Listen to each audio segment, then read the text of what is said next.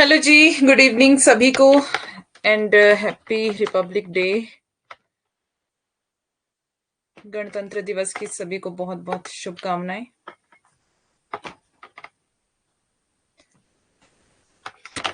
मेरी audio video clear है? एक बार बताएं मुझे।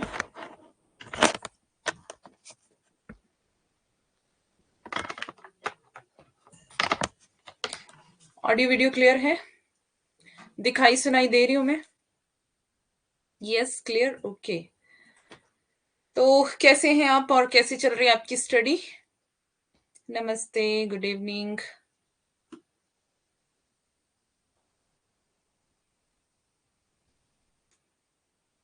कैसे हैं सभी?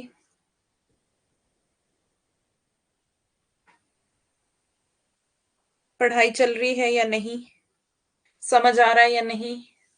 आसान लग रहा है, मुश्किल लग रहा है? कोई सवाल है, किसी को कुछ पूछना है, कुछ कहना है तो आप कह सकते हैं।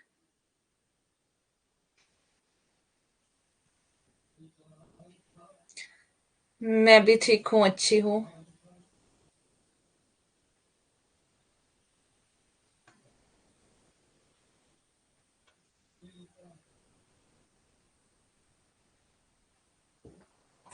शुभ संध्या।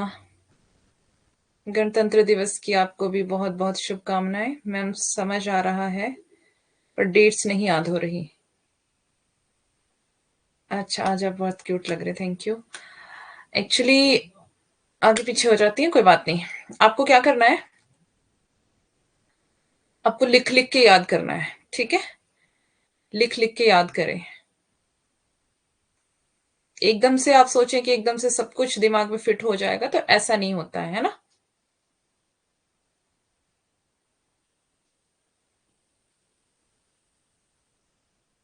नेक्स्ट सेमेस्टर से हाथ जोड़ती हुई ही एंट्री करती हैं क्लास में और हाथ जोड़ती हुई चली जाती है। अच्छा, गुड इवनिंग शीला।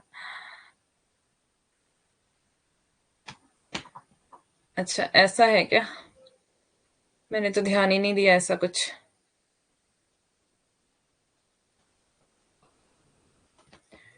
चलें, फर्स्ट पेपर भी अपना साथ साथ में पढ़ते रहें, ठीक है? लास्ट के लिए आप कुछ भी मत रखें, सब कुछ साथ साथ तैयारी करें।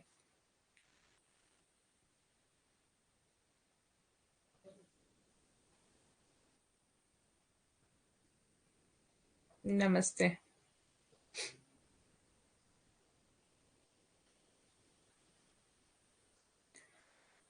तो चलें, हम स्टार्ट करते हैं।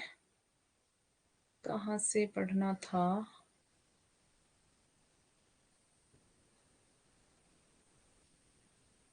तो डेट्स की जो प्रॉब्लम आ रही है आप लोगों को, सबसे पहले तो हमारी यूनिट 7 चल रही है ना, इकाई 7।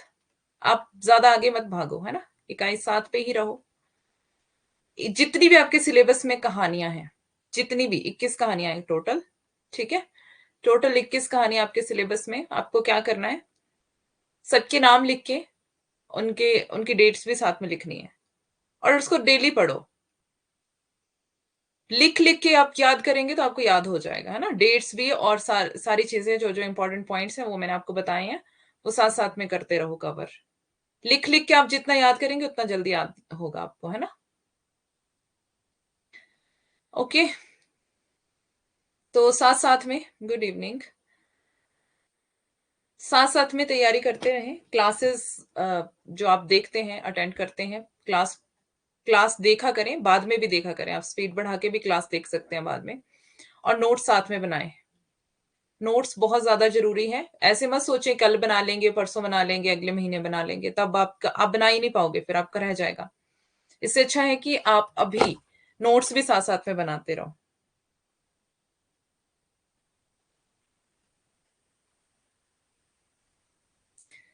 ठीक है, तो चले हम चलते हैं।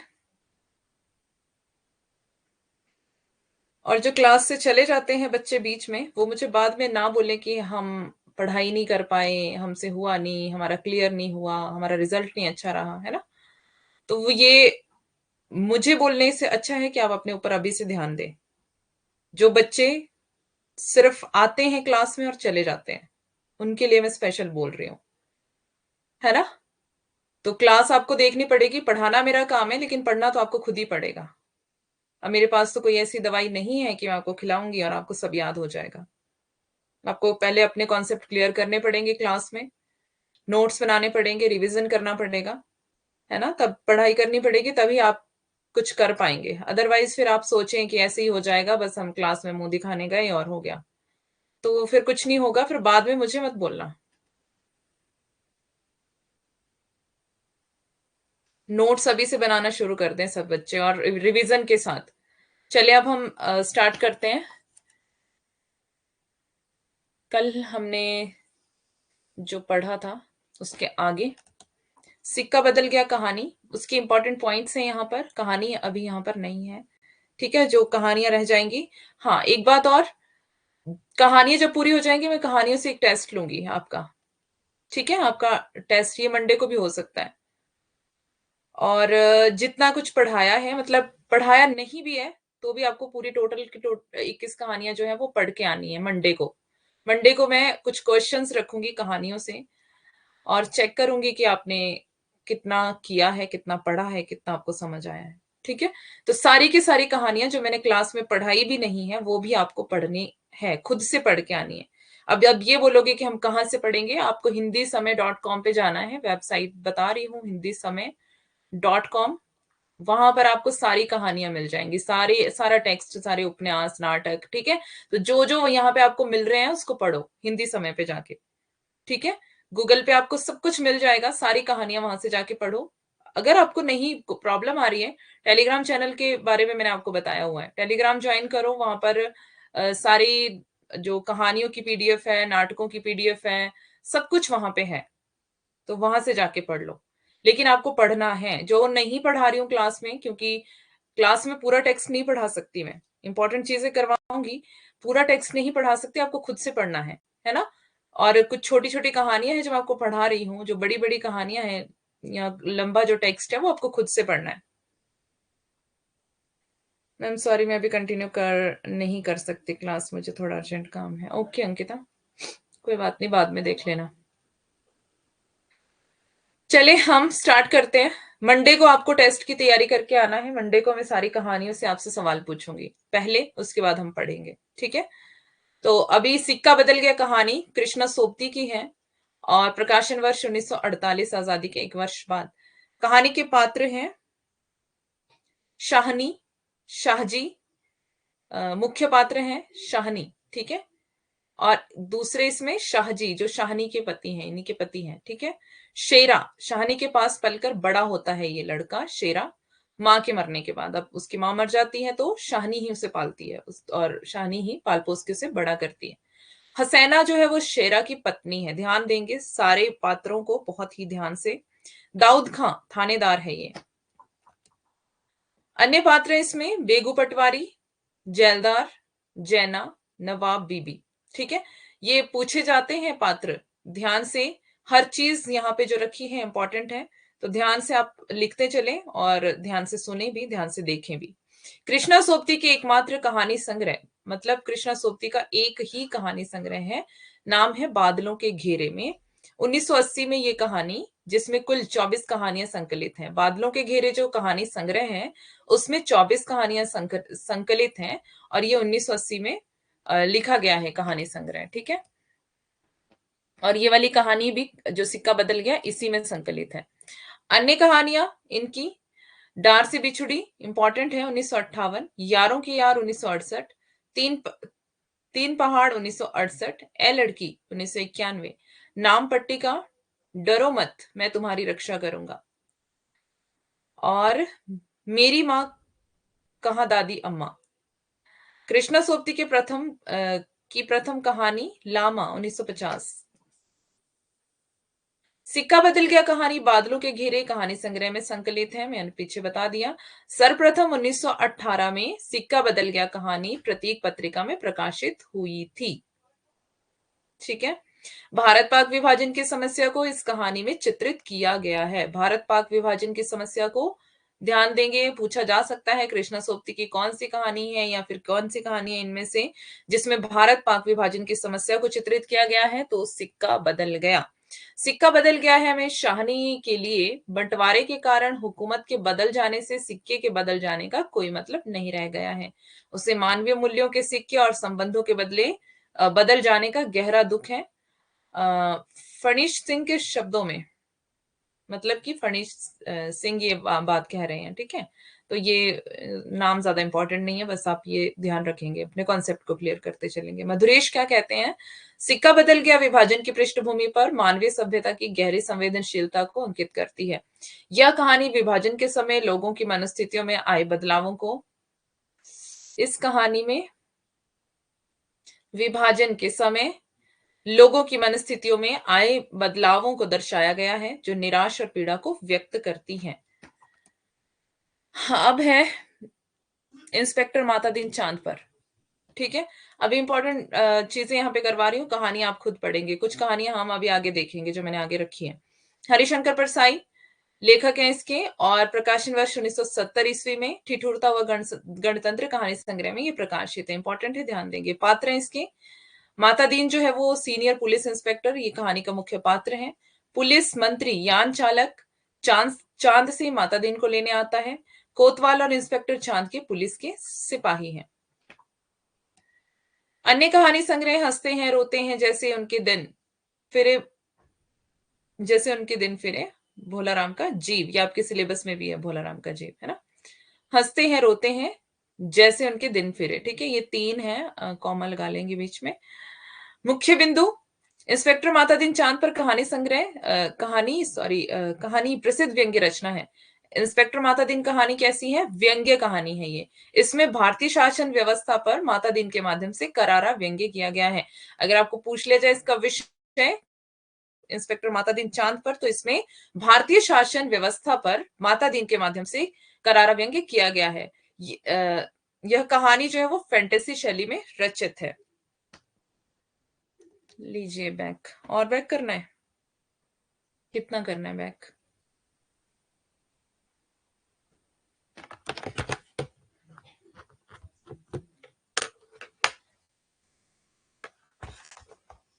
हो जाएगा तो बताना।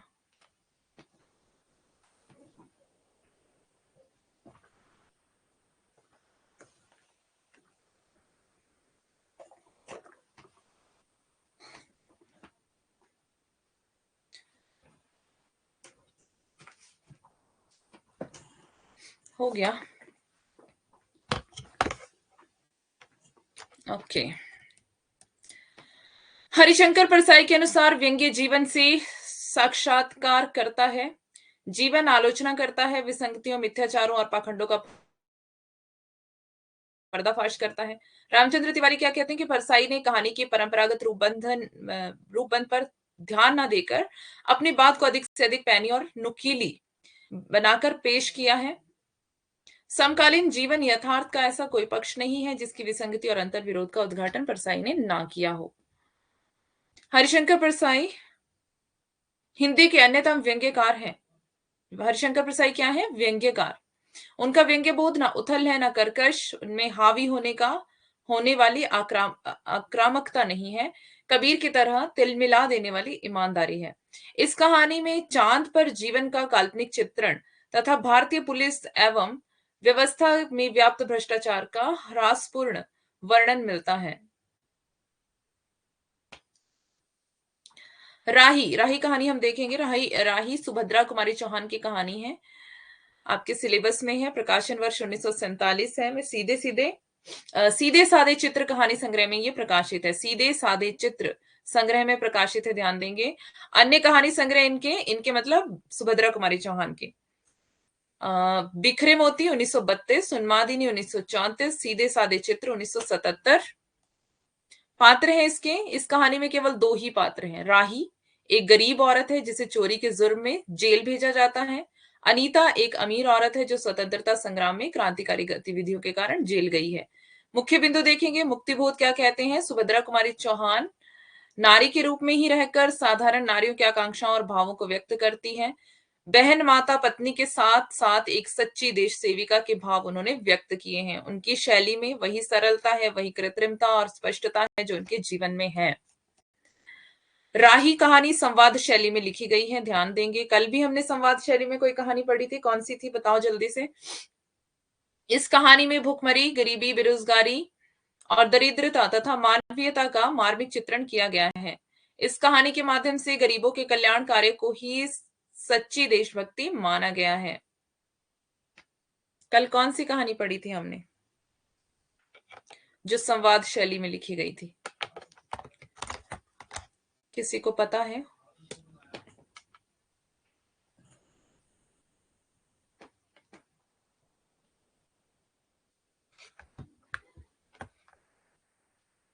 जल्दी से बताइए, मैं आपका जवाब देखना चाहती हूँ। कौन कौन सही जवाब दे रहा है? चंद्रदेव से मेरी बातें, ये हमने कल पढ़ा था क्या? आदित्य, ये कहानी हमने कल पढ़ी थी। कल आप क्लास में नहीं थे आदित्य, है ना? पूछ रहे हो या बता रहे हो? शिखा, पूछना नहीं है, बताना है।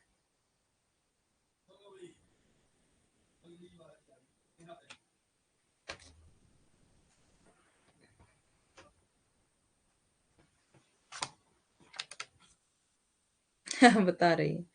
अच्छा अच्छा, आप बता रहे हो। नहीं, आपने क्वेश्चन मार्क लगाया था ना, मैंने इसलिए कहा।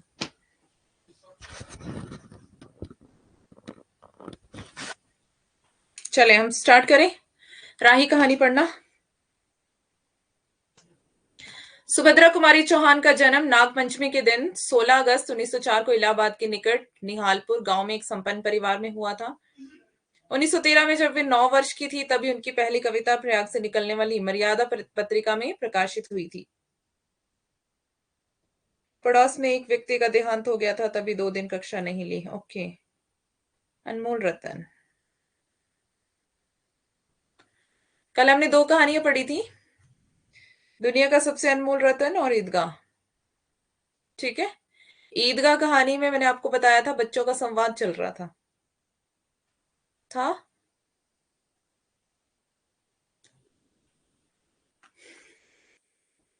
अनमोल रतन में तो संवाद नहीं था, संवाद शैली में नहीं थी वो, मतलब। यह कविता सुभद्रा कुमारी सुभद्रा कुंवरी के नाम से छपी। कहते हैं कि सुभद्रा जी ने यह कविता नीम के पेड़ पर लिखी थी। सुभद्रा चंचल और कुशाग्र बुद्धि की थी। सुभद्रा कुमारी और महादेवी वर्मा दोनों बचपन की सहेलियां थी। 9वीं कक्षा के बाद सुभद्रा कुमारी की पढ़ाई छूट गई थी। शिक्षा समाप्त करने के बाद 1919 में नवलपुर के सुप्रसिद्ध ठाकुर लक्ष्मण सिंह के साथ उनका विवाह हो गया था। हामिद के दोस्तों का संवाद। हाँ, सुभद्रा कुमारी बचपन से ही बहादुर और विद्रोही प्रवृत्ति की थी। गृहस्थी और नन्हे नन्हे बच्चों का जीवन संवारते हुए उन्होंने समाज और राजनीति की सेवा की। 1920-21 तक सुभद्रा कुमारी और लक्ष्मण सिंह अखिल भारतीय कांग्रेस कमेटी के सदस्य रहे। 1922 में जबलपुर का झंडा सत्याग्रह देश का पहला सत्याग्रह था, जिसमें सुभद्रा जी पहली महिला सत्याग्रही थी। रोज रोज सभाएं हुआ करती थी, जिसमें सुभद्रा भी बोलती थी। टाइम्स ऑफ इंडिया के संवाददाता ने अपनी एक रिपोर्ट में उनका उल्लेख लोकल सरोजनी कहकर लिखा था। चंद्रदेव से मेरी बातें। हाँ, चंद्रदेव से मेरी बातें हमने कब पढ़ ली थी? पहले पढ़ ली थी ना, मैं कल की बात कर रही हूँ आदित्य। वो तो हमने शायद फर्स्ट क्लास में पढ़ ली थी ना। लक्ष्मण सिंह जैसा जीवन साथी और माखनलाल चतुर्वेदी जैसा पथ प्रदर्शक पाकर वे स्वतंत्रता के राष्ट्रीय आंदोलन में बराबर सक्रिय रही। जिन्होंने क्लासेस नहीं देखी है वो रिकॉर्डेड देख लेना, ठीक है। कई बार वे जेल भी गई। जलियांवाला बाग नृशंस हत्याकांड से उनके मन पर गहरा आघात लगा। उन्होंने 3 अग्नेय कविताएं लिखी। सुभद्रा कुमारी चौहान की जीवनी उनकी पुत्री सुधा चौहान ने, देखो ये इंपॉर्टेंट है और ये बार बहुत बार पूछी भी गई है कि सुभद्रा कुमारी चौहान की जीवनी किसने लिखी थी और किस नाम से लिखी थी। हाँ मेघा, पूछो। सुभद्रा कुमारी चौहान की जीवनी उनकी पुत्री सुधा चौहान ने लिखी थी, ठीक है। सुधा चौहान इनकी बेटी का नाम है और इन्होंने किस नाम से लिखी थी इनकी जीवनी? मिला तेज से तेज नामक पुस्तक में लिखा है। इसे हंस पत्रिका इलाहाबाद में प्रकाशित किया गया, ठीक है। तो ये हंस पत्रिका में प्रकाशित है, ये भी आपको ध्यान रखना है। अब देखते हैं इसकी समीक्षा और सारांश। वैसे कहानी मैंने पूरी रखी है, आगे थोड़ा थोड़ा यहाँ पे समझ आ जाएगा। राही कहानी में सुभद्रा जी ने गरीबों की पीड़ा का वर्णन किया है।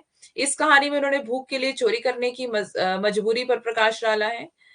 मतलब कि इन्होंने बताया है कि अगर इंसान को भूखा हो वो, उसके बाद खाने के लिए कुछ ना हो और वो उसकी एक मजबूरी होती है कि वो चोरी कर लेता है। नोट्स कैसे बनाए अभी बताती हूँ ना। इस कहानी में उन्होंने सत्याग्रहियों में शामिल सत्ता के लोलुप व्यक्तियों पर व्यंग्य किया है। उन्होंने इस कहानी में गरीबों के कष्ट निवारण को ही सच्ची देशभक्ति माना है। सुभद्रा जी के लिए मानवता ही सबसे बड़ा धर्म था। अब देखते हैं इसकी कहानी के पात्र। इस कहानी में दो पात्र हैं, राही और अनीता, जो हमने पीछे भी देख लिया था, है ना। राही एक गरीब औरत है जो चोरी के जुर्म में जेल चली जाती है, और अमीर घर की है अनीता, जो स्वतंत्रता संग्राम में क्रांतिकारी गतिविधियों के कारण जेल गई हुई है। दोनों ही जेल में है, लेकिन अलग अलग उससे जेल गई है। राही जो है वो चोरी के जुर्म में जेल गई है, और जो अनीता है वो कैसे गई है, क्रांतिकारी थी, स्वतंत्रता संग्राम की गतिविधियों के कारण वो जेल गई है। और जो अनीता है वो अलग से, मतलब वीआईपी उसमें रह रही है, और जो राही है, मतलब अभी हम कहानी पूरा पढ़ेंगे तो आपको समझ आ जाएगा। लोलुप कहां पर लिखा है? लोलुप मतलब कि जो लिप्त होते हैं सत्ता में, लिप्त, ठीक है।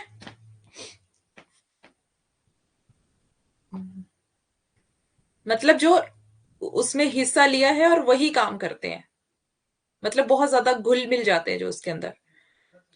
राही कहानी, नोट्स बनाने के लिए आप पूछ रहे हो।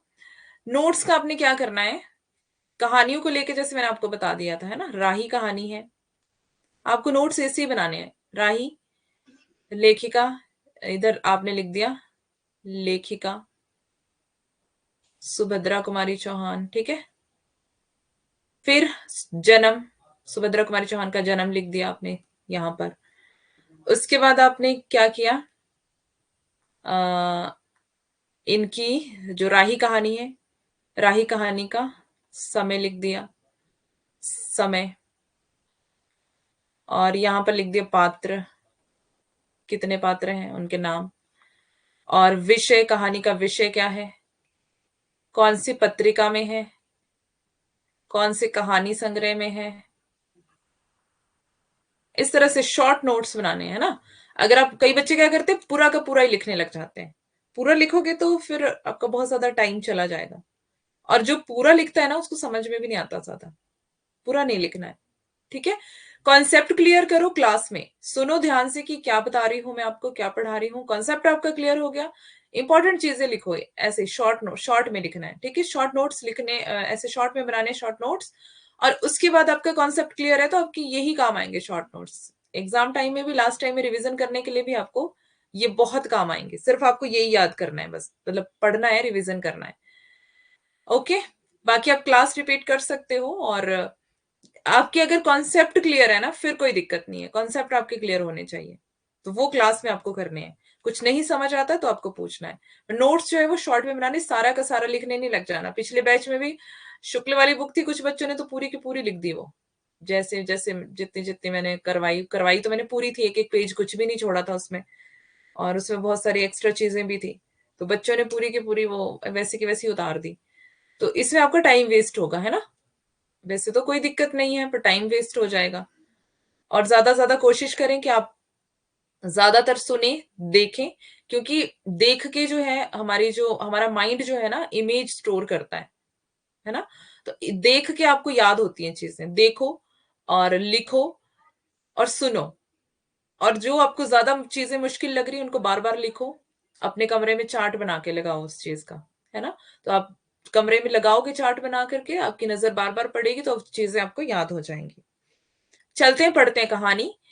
सुभद्रा कुमारी चौहान एक राष्ट्रीय चेतना की रचनाकार थी। इस कारण उन्होंने कई दफा कारागारों में भी समय बिताया है। इस कहानी में उन्होंने अपने उसी समय के अनुभवों को लिखा है।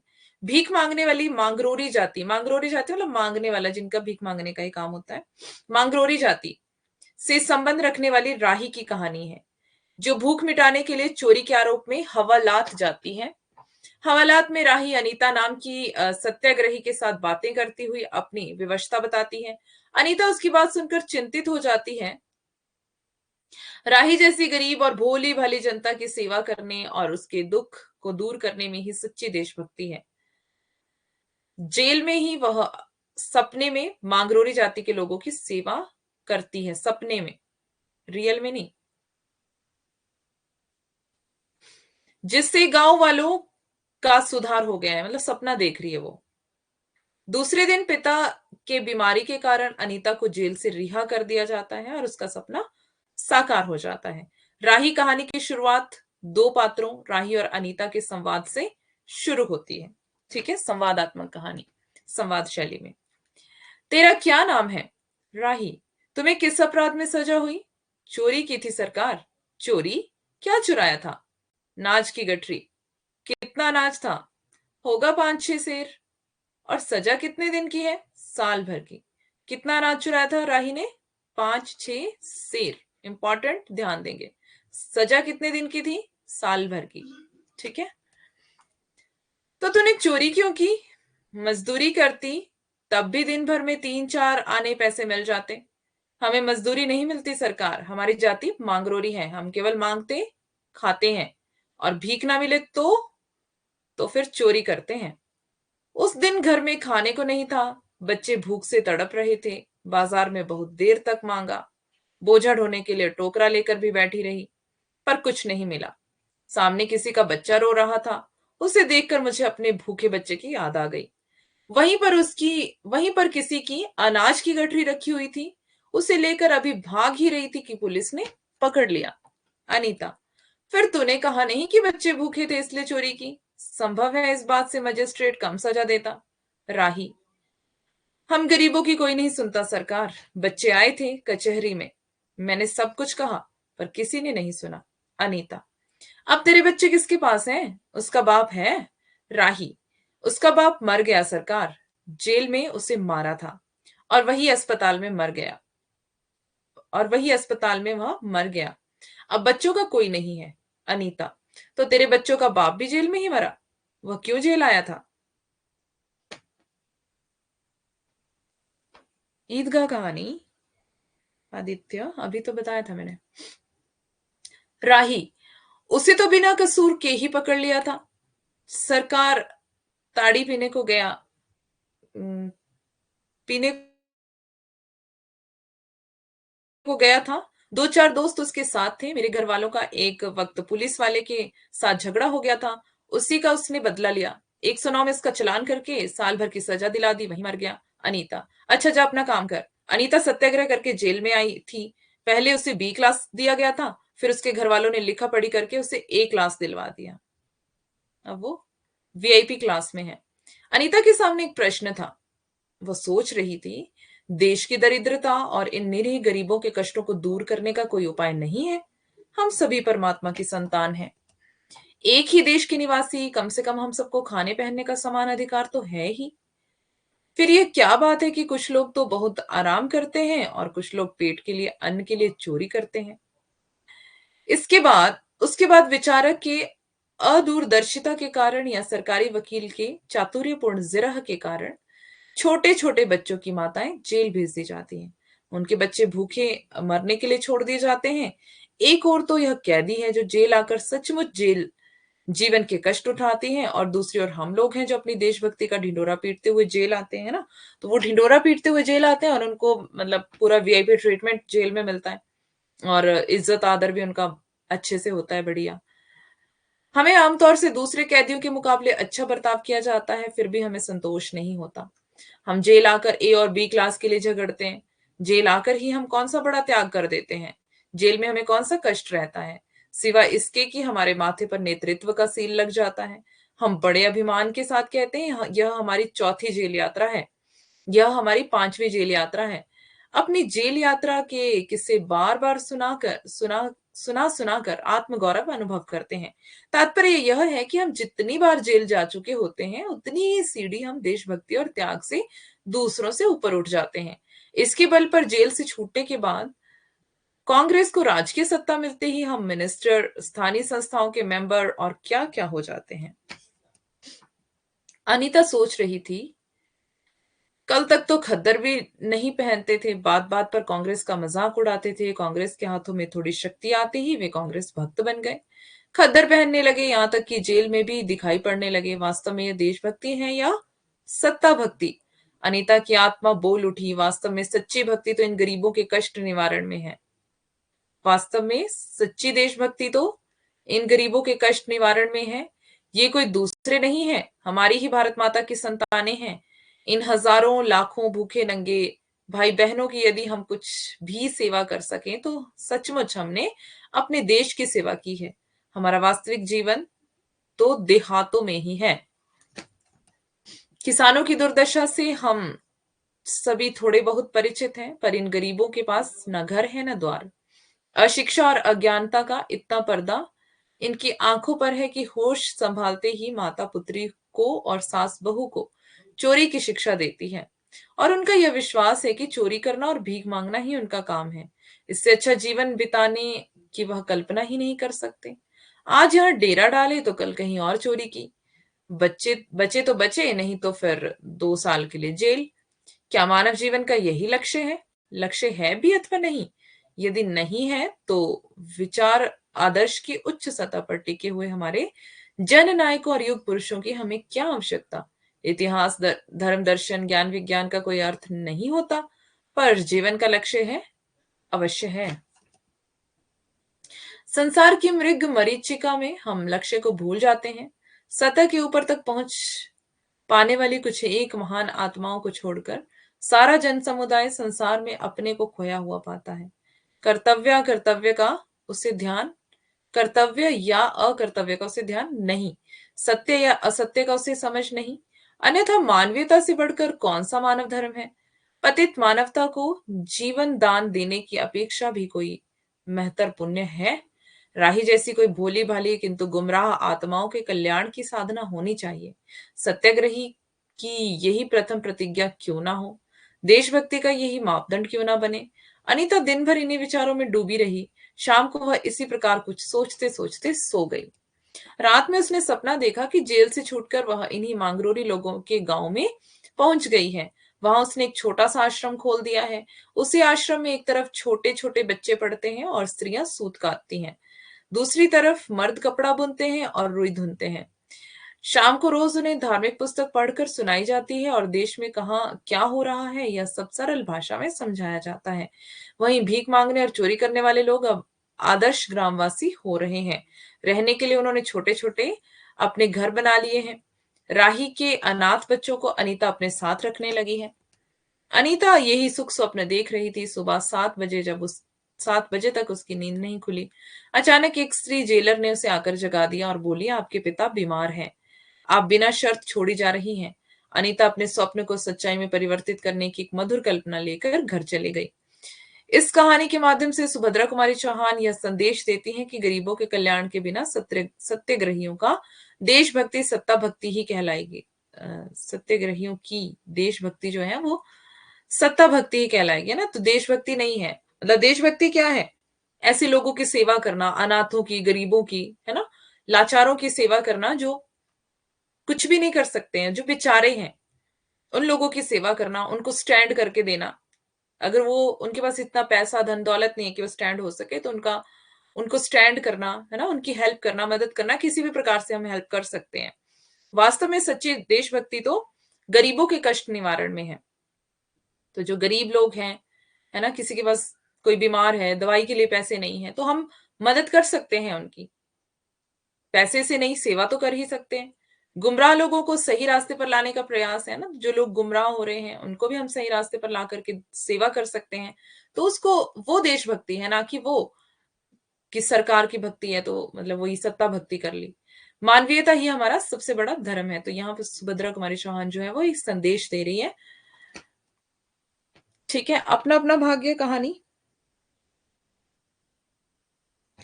जैनेन्द्र की है। ये जैनेन्द्र कुमार इसके लेखक हैं। 1931 इसका समय है। वातायन कहानी संग्रह में संकलित है।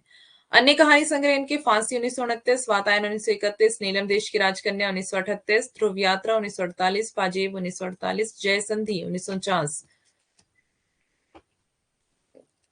अपना अपना भाग्य में हम एक बच्चे की कहानी को पढ़ते हैं ना। आपको पता होगा कि एक बच्चा है इसमें जो गरीब है बेचारा, और फिर बाद में वो मर जाता है ठंड के कारण, है ना? बर्फ में, ठंड में वो मर जाता है, उसके पास पहनने के लिए गर्म कपड़े नहीं होते हैं और गरीब होता है, अकेला बच्चा। तो अभी इसकी हम पूरी स्टोरी देखेंगे आगे। लेखक अपने एक मित्र के साथ नैनीताल घूमने के लिए गए। वे होटल डी पब में ठहरे। कौन सा होटल था? D pub, hotel D pub. ध्यान रखेंगे होटल का नाम, डी पब। शाम को जब वे, अब कौन सी जगह गए थे? नैनीताल। नैनीताल का नाम भी याद रखना। लेखक अपने मित्र के साथ गए थे, ठीक है। शाम को जब वे घूमने निकले तब कुछ देर घूमने के बाद एक बेंच पर बैठ गए। समय बीतता गया और अंधकार बढ़ता गया। हवा में नमी बढ़ती जा रही थी। लेखक उठना चाहते थे पर उनके मित्र ने उन्हें हाथ पकड़कर बिठा लिया। इतने में उस अंधेरे कुहरे में कुछ चलता हुआ सा दिखाई दिया। वह 10-11 साल का एक लड़का था। कितने साल का? 10-11 साल का एक लड़का था। नंगे सिर, नंगे पैर, केवल एक कमीज पहने चला जा रहा था। वह अपना सिर खुजला रहा था। उसका रंग गोरा था पर मैल से काला पड़ गया था। वह केवल अपने वर्तमान को देख रहा था। दुनिया से बेखबर चला जा रहा था। लेखक के मित्र ने उसे आवाज लगाई, उससे पूछा कि वह कहाँ जा रहा है। वह कोई उत्तर नहीं दे सका क्योंकि उसका कोई गंतव्य नहीं था। मतलब गंतव्य मतलब कि कोई ऐसा स्थान नहीं था कि जहां पे वो, कोई एक ठिकाना होता उसका कि वो वहां पर चला जाता। मैम इतना जल्दी बोल देते हैं, लिख नहीं पाती हूँ। अच्छा, मतलब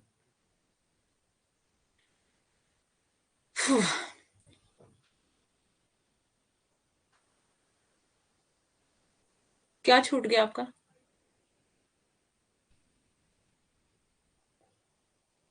बताइए। शिखा, शिखा नहीं, सॉरी, मेघा।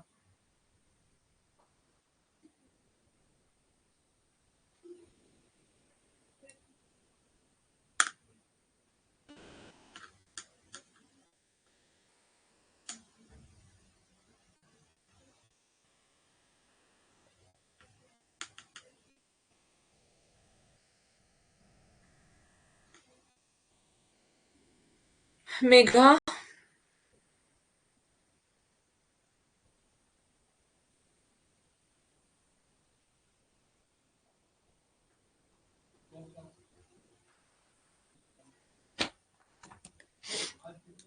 वह किसी दुकान पर नौकर था। मालिक ने उसे 1 रुपया और जूठा खाना, मालिक उसे 1 रुपया और जूठा खाना देता था। जो लोगों का जूठा बचता होगा उस बच्चे को दे देता होगा मालिक, है ना? नौकर था वो दुकान पर, और 1 रुपया मिलता था उसको सैलरी।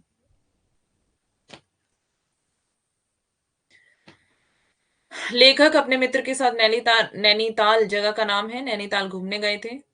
होटल दीपक में ठहरे थे। 10-11 साल का लड़का था, यही बताया मैंने।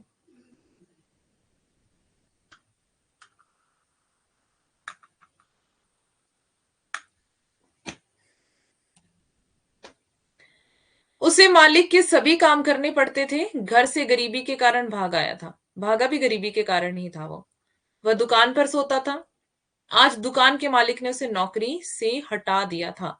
उसने आज खाना नहीं खाया था। उसके सोने के लिए भी कोई स्थान नहीं था। उसका गांव वहां से 15 कोस दूर था। उसका गांव 15 कोस दूर था। उसके भाई, उसके कई भाई बहन थे। माँ बाप भूखे रहते थे। ना वहां काम था, ना खाने के लिए ही कुछ था। वह उसी गांव के अपने एक साथी के साथ भाग आया था। उसके साथी को उसके मालिक ने इतना मारा कि वह मर गया। लेखक तथा उनके मित्र को बालक की स्थिति पर दया आ गई। वे उसे साथ ले गए। उनके एक मित्र वकील थे जो किसी और होटल में ठहरे हुए थे। वकील साहब को नौकर की आवश्यकता थी, अतः वे बालक को उनके पास नौकरी दिलाने के लिए ले गए थे।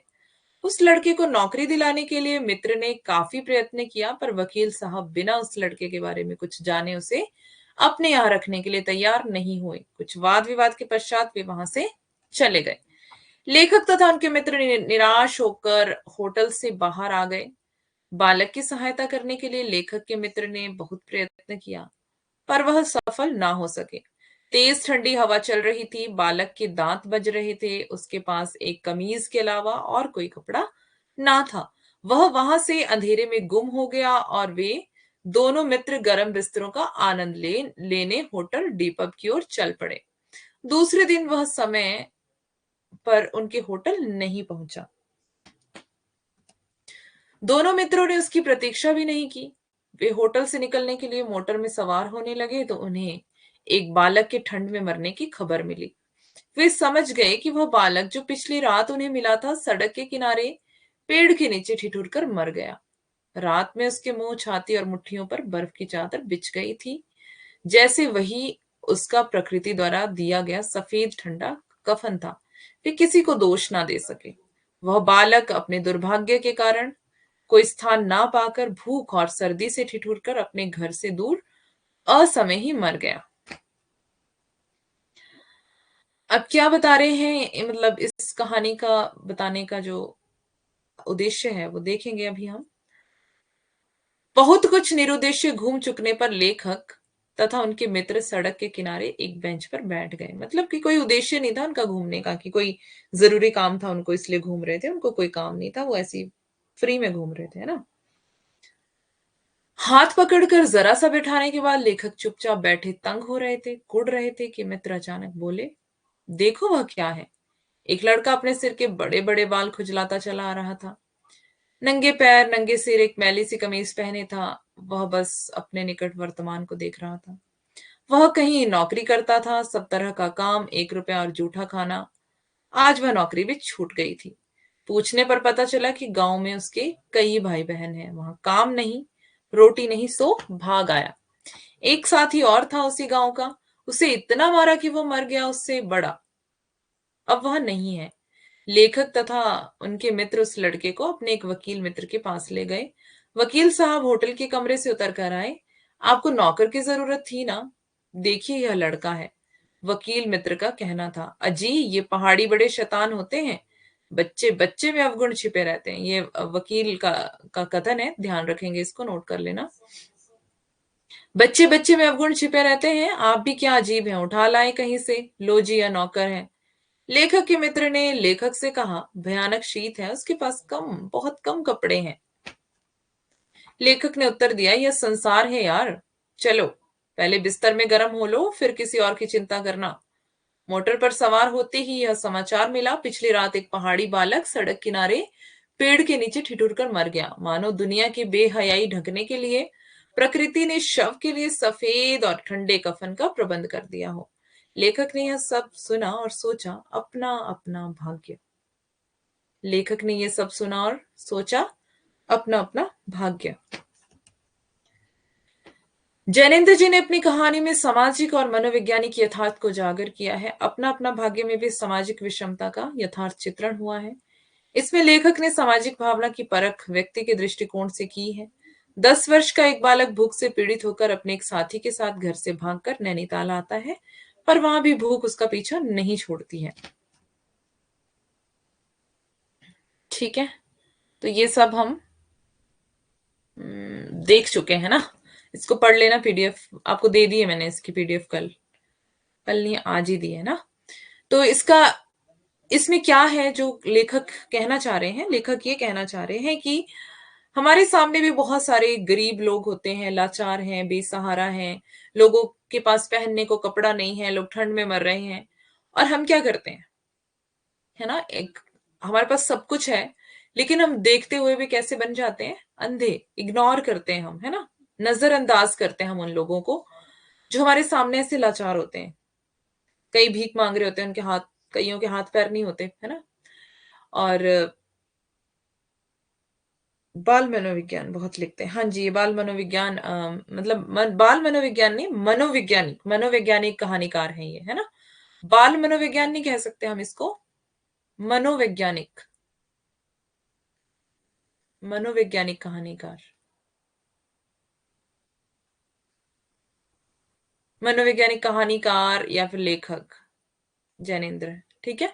जो बाल मनोविज्ञान पे लिखी गई है कहानी, वो उपन्यास है अपना आपका बंटी। ठीक है, तो वो हम अभी आगे आएगा जब तो देखेंगे।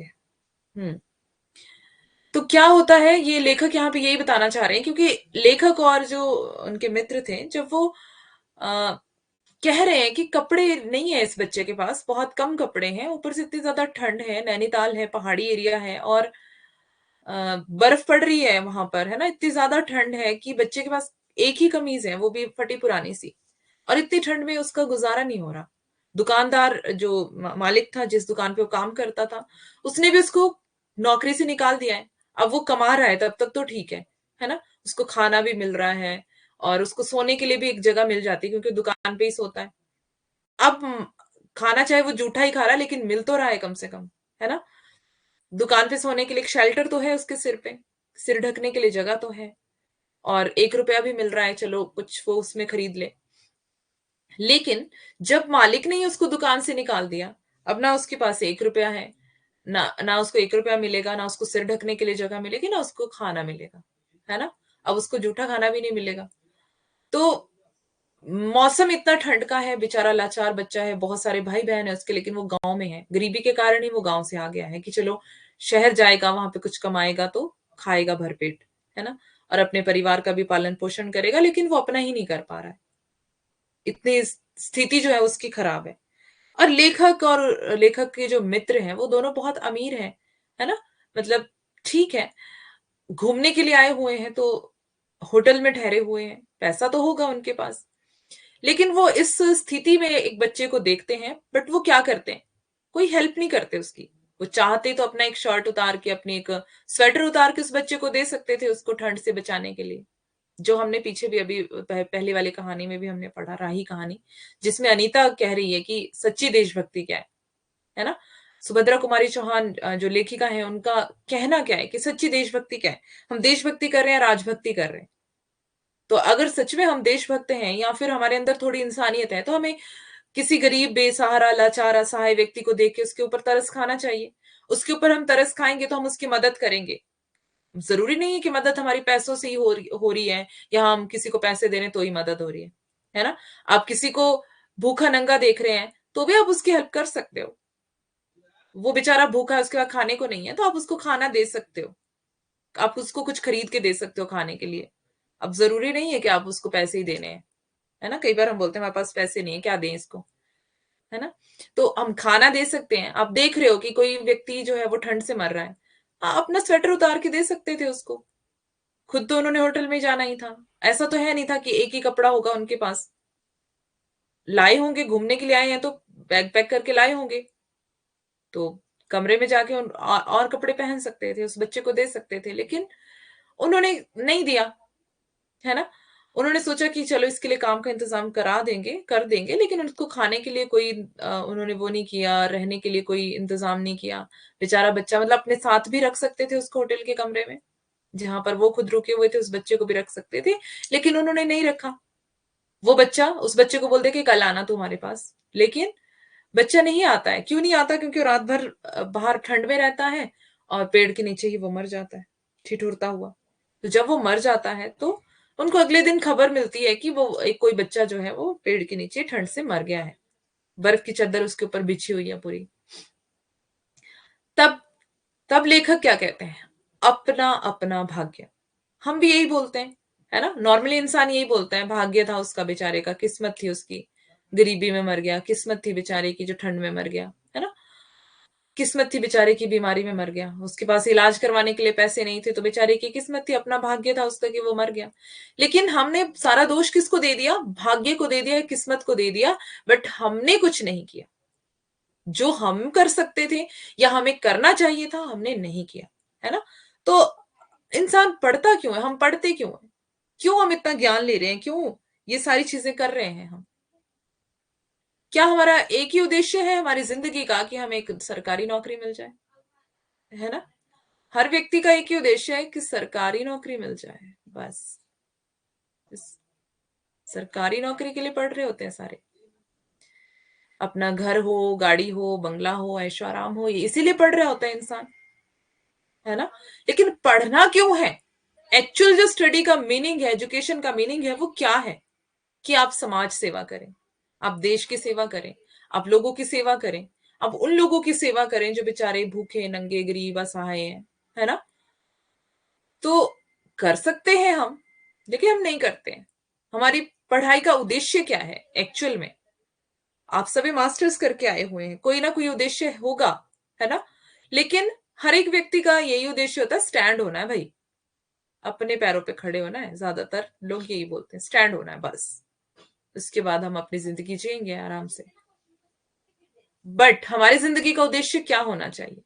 हमारी जिंदगी का उद्देश्य ये होना चाहिए, ऐसे नहीं कि हम गरीब रहें, हम अच्छा खासा कमाएं, खाएं, अच्छे से ऐशो आराम में रहें, लेकिन हम जो हमारे साथ हम अपने आसपास लोगों को देखते हैं जो गरीब असहाय हैं, बीमार लाचार हैं, हमें लगता है कि बेचारे हैं वो, उनकी हम मदद करनी चाहिए हमें।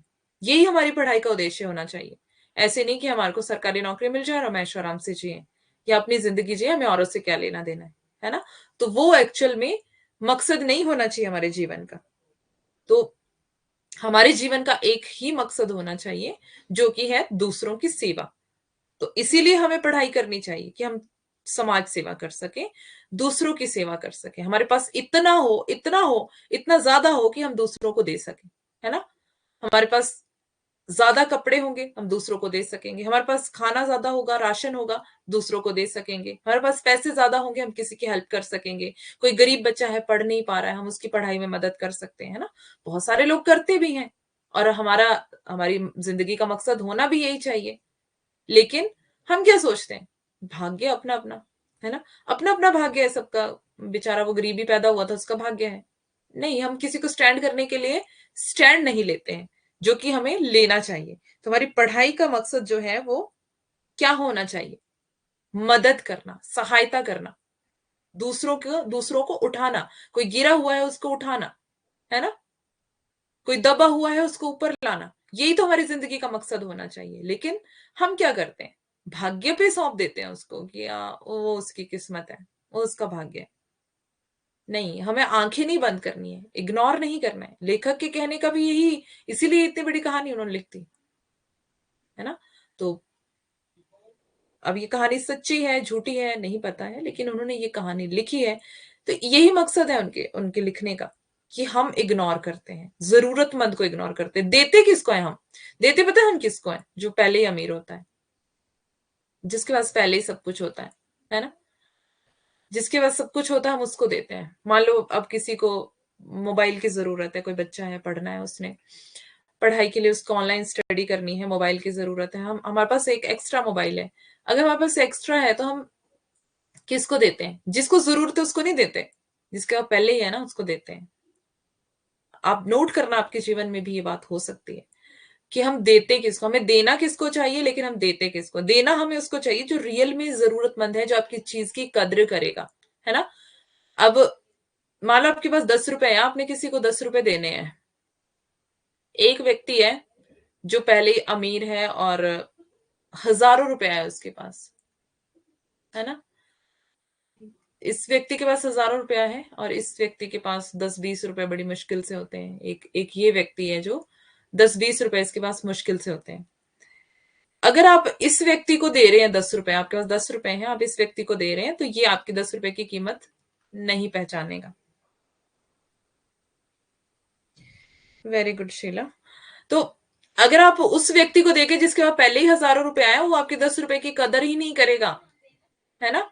उसको कोई मतलब खुशी भी नहीं होगी उस चीज से, ना वो एहसान मानेगा आपका। कोई एहसान नहीं मानेगा वो, क्योंकि उसके पास पहले ही हजारों रुपए हैं, वो 10 रुपए से क्या करेगा बताओ? और जिसके पास ना एक भी रुपया नहीं है, या फिर पहले 10-20 रुपए हैं, अगर आप उसको 10 रुपए दे देंगे, या फिर उसके बाद खाने को नहीं है और आप उसको 10 रुपए दे देंगे, वो आपको इतना खुश होगा, कदर भी करेगा, और आपको दुआएं भी ढेर सारी देगा, है ना? तो इन दोनों में से हमें किसको देना चाहिए? जिसके पास नहीं है या फिर जिसके पास कम है। लेकिन हमारा उल्टा होता है, हम गिफ्ट भी उसको देते हैं जो पहले ही अमीर होता है, जिसके पास पहले ही सब कुछ होता है।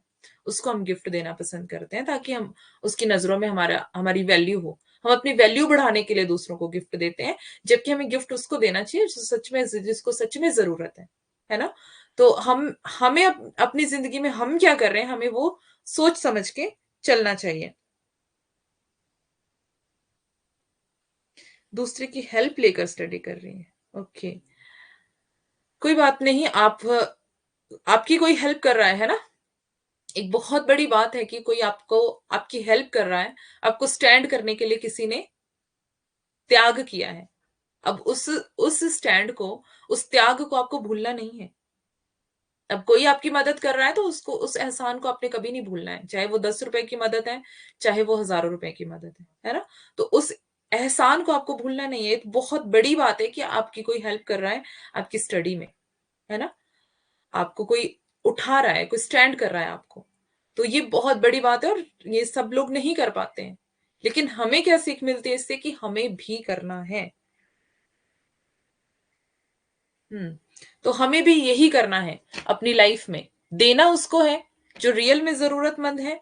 और अगर कोई जरूरतमंद है और हमारे पास देने के लिए कुछ है ना, हमारे पास एक्स्ट्रा है, हमारा गुजारा हो सकता है, कई बार नहीं होता हमारे पास एक्स्ट्रा, लेकिन हमारा गुजारा हो सकता है, तो हमें दे देना चाहिए, ये सोच के नहीं कि मैं खुद क्या करूंगा फिर, मैं खुद क्या करूंगी फिर, है ना।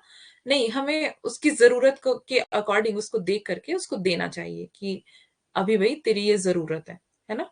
अब करके देखें, आपको खुद को भी बहुत खुशी मिलेगी। मैं खुद भी ये चीजें करती हूँ। आपको खुद को खुशी मिलेगी जब आप दूसरों को, किसी जरूरतमंद को कोई चीज देंगे, तो आपको खुद को मतलब बहुत शांति से फील होगी कि वाह, मैंने एक अच्छा काम किया है जिंदगी में, है ना। तो वो व्यक्ति जो सच में जरूरतमंद होगा, आपको बहुत सारी दुआएं देगा वो, और उसकी दुआएं आपके काम भी आएंगी। बट जिसके पास सब कुछ आप उसको दे रहे हो, वो आपकी चीजों की कदर भी नहीं करेगा। आप उसके घर भी जाएंगे ना, तो इधर उधर पड़ी होगी वो सारी चीजें जो आपने दी है ना। और जो गरीब व्यक्ति होगा, वो आपकी चीजों की कदर करेगा, उसको संभाल के रखेगा। तो देना किसको है, रहना कैसे है, चलना कैसे है, इन सारी चीजों का हमें पता होना चाहिए। हम भाग्य पे नहीं छोड़ सकते हैं सारी चीजों को, ठीक है, कि हम ये सोचें कि इसका तो अपनी किस्मत है, इसका अपना भाग्य है, तो चलो। नहीं, हमें क्या करना है कि इग्नोर नहीं करना, किसी को अनदेखा नहीं करना। सच में कोई जरूरतमंद है तो दे दो, क्या फर्क फर्क पड़ता है, 10-20 रुपए दे के, 50-100 रुपए दे के क्या फर्क पड़ेगा। वैसे भी तो उड़ाने ही है ना। कुछ ना कुछ खा खा पी के इधर उधर फालतू चीजों में उड़ाने हैं पैसे, उससे अच्छा किसी की मदद हो जाए। तो आज की कहानी, दोनों कहानियां राही कहानी हमने पढ़ी है, और अपना अपना भाग्य, ठीक है। मंडे को आपका टेस्ट है कहानियों से, मंडे आपका टेस्ट है कहानियों से। कौन कौन है क्लास में? मोनिका, अंशिका, मेघा, शीला, शिखा और शीला, और बाकी सब जा चुके हैं।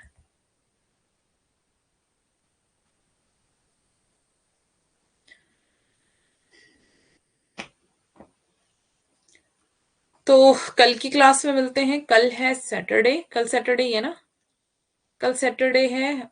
और हाँ जी, ऐप पे ही क्लास होगी, मंडे को भी ऐप पे ही क्लास होगी। तो मंडे को आपका कहानियों का टेस्ट है, तैयारी के साथ आना है आपको। और जितनी कहानियां रह गई हैं वो आपको पढ़नी है। कल जो मैं पढ़ा पाऊंगी कल की क्लास में, वो मैं पढ़ा दूंगी। उसके बाद जितनी कहानियां बचेंगी वो आपको खुद से पढ़नी है। और ज्यादा लंबी लंबी कहानियां नहीं है, छोटी छोटी हैं, खुद से आपको पढ़नी है। और फिर आपको क्लास में आना है, मैं टेस्ट लूंगी आपका, देखूंगी कि आपने कितना याद किया कहानियों का। जितनी भी इंपॉर्टेंट चीजें हैं वो सब डेट्स के साथ, पत्रिका और कहानी संग्रह, हर चीज आपको याद होनी चाहिए। कहानियों के कोटेशंस भी मैं बीच से पॉइंट पूछ सकती हूँ, लाइनें पूछ सकती हूँ। तो कौन किसका किसके साथ क्या संवाद है वो भी मैं पूछ सकती हूँ। तो ध्यान से आप पढ़ के आइएगा। मंडे को आपका टेस्ट है, ठीक है। तो कल जितनी कहानियां मैं कवर करवा पाऊंगी मैं करवाऊंगी। मंडे को आपको सारी कहानियां खुद से पढ़ के आनी है, ठीक है। तो मिलते हैं फिर हम कल की क्लास में। तब तक के लिए bye bye, take care to all of you. पढ़ते रहें अच्छे से, अपना बहुत सारा ख्याल रखें। बाय बाय सबको, गुड नाइट, टेक केयर।